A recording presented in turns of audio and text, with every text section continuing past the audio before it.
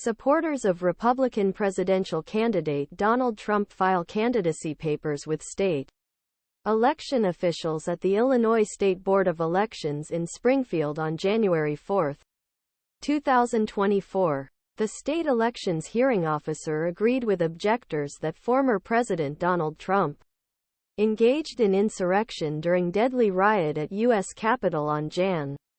6, 2021, but said he believed that was responsibility of courts, not State Board of Elections.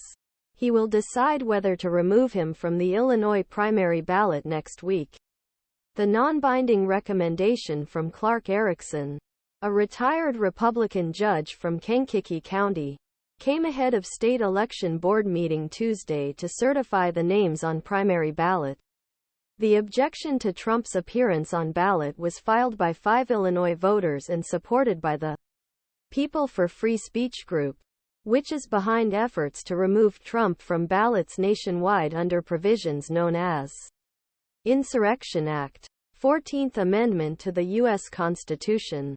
Section 3 post-Civil War amendment states that those who are sworn to defend the Constitution, a member Congress, an officer United States, a member any state legislature, executive branch executive, the judicial officer of any state, shall not serve in Congress, hold any office, civil or military, if they have engaged in insurrection against the Constitution.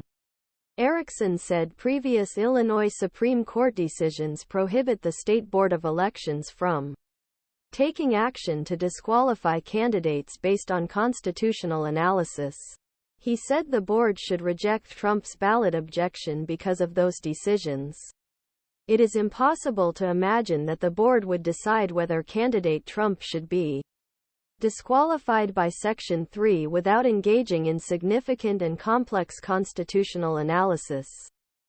Erickson wrote, "The bottom line is that trying to resolve constitutional issue within the electoral college's expedited hearing schedule is bit like trying to schedule 2-minute tour of heavyweight boxers in phone booth. But if board rejects his recommendation," Erickson said board should remove Trump's name from primary ballot based on evidence presented at last Friday's hearing, which he said was established by a preponderance of evidence that President Trump was involved in insurrection. Evidence shows that President Trump understands the divided political climate in the United States.